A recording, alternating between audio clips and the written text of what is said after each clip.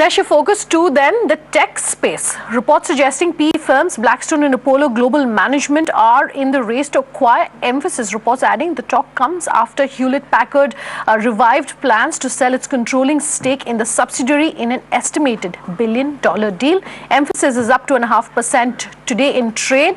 The earnings come out later today, but I caught up with its CEO, Ganesh Ayyar, earlier and asked him on one topic that's refusing to die down: reports of that stake sale by HP. Listen to a slice of that exclusive chat. See, I have been the CEO for the last 7 years, and almost entire first 3 years of my tenure, I fielded the question that HP is going to buy the remaining stake of 40%, and Mphasis is going to be captive of HP. That was my first 3 years. Then the last 4 years has been about HP is going to sell the remaining 60%. At least this rumor has in a big way. I have found this rumor, being confronted with this rumor in the last 4 years at least 6 times, if not more. And every time there are details provided that A is bidding, B is bidding, C is bidding. There was another rumor saying that Ganesh Ayyar is bidding for the remaining 40% stake of HP backed by PEs. And I had to defend myself with my wife. She said, "I didn't know that you were bidding for this project." I said, "Even I didn't know. After I read the news, I got to know that I'm bidding for this project." So my point is, these rumors keep coming. If it is going to happen for real, it will happen. So no point in being worried about something which hasn't happened. Will it change things, however, for you at Mphasis if HP were to exit? Why would it change in any shape and form? We have kept our shareholding and our business very clearly distinct. HP has been really professional about it. They don't give us business because we are they majority own it. They give us business because we bring value. Our business with HP is declining because we as Mphasis haven't found the secret sauce to arrest the decline and bring it back. So this has nothing to do with shareholding. Now, if at any point of time either HP decides to buy or sell, regardless, our focus on generating business will continue. Why should we worry about these kind of things? Yes, as a human being, mind does wander.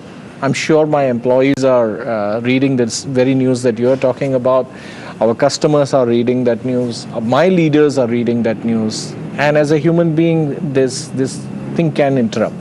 But as far as I'm concerned, my focus is to make sure that Mphasis generates differentiated value for my clients, being in the path of relevance of my clients, being successful in digital, GRC, new generation infrastructure services and application services. And rest of it, if it so happens, doesn't matter. But the contract that you have with HP comes up for renewal in February? That's right. Okay.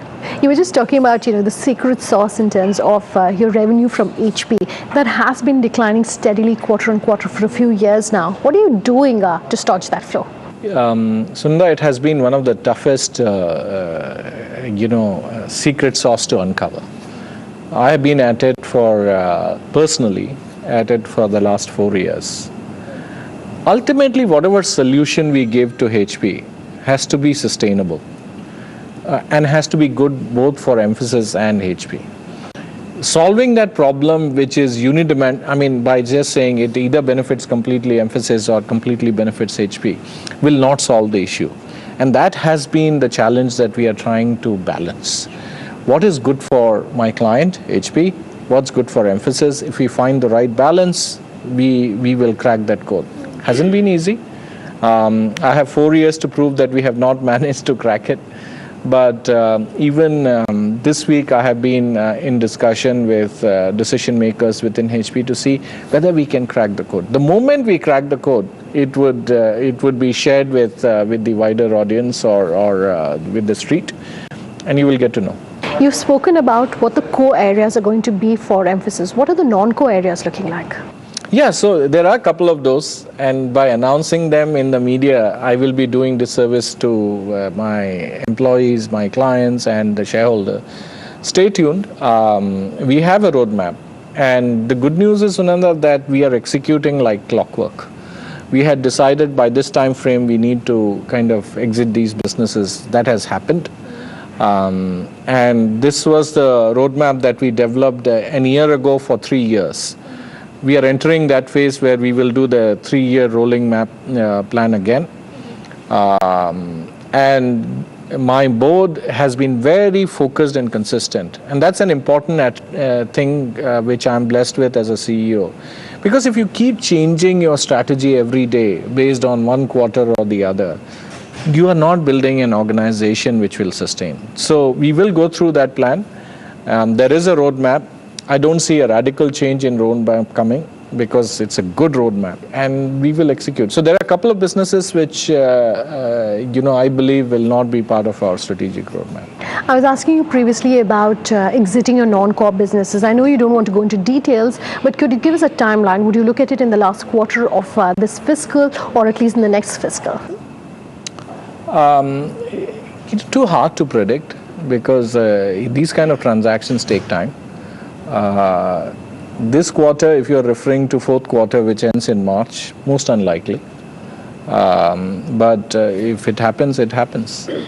My last question really to you is, the government is going all out to promote Digital India and Make in India, and it says that Indian IT, of course, is going to play a large part of that piece. Do you think that the government really needs to realign or reassess its strategy, given the fact that, you just spoke about losing money on most of the government contracts you've been involved in?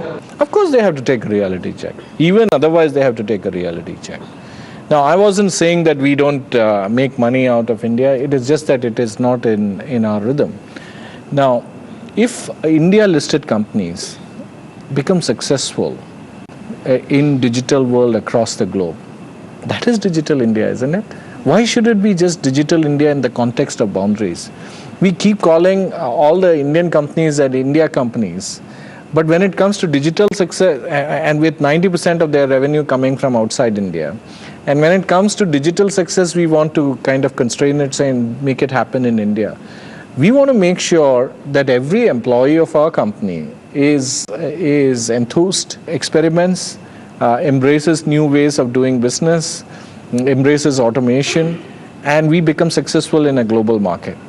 With 90% of our revenue coming from outside India, our focus is to be successful across the globe in those customers that we are focused on in digital, not trying to be everything to everyone. An exclusive conversation there with Mphasis. The numbers are out later this evening, 2.5% higher on that counter. Completely out of time though in this edition of In Business. More on the other side to stay.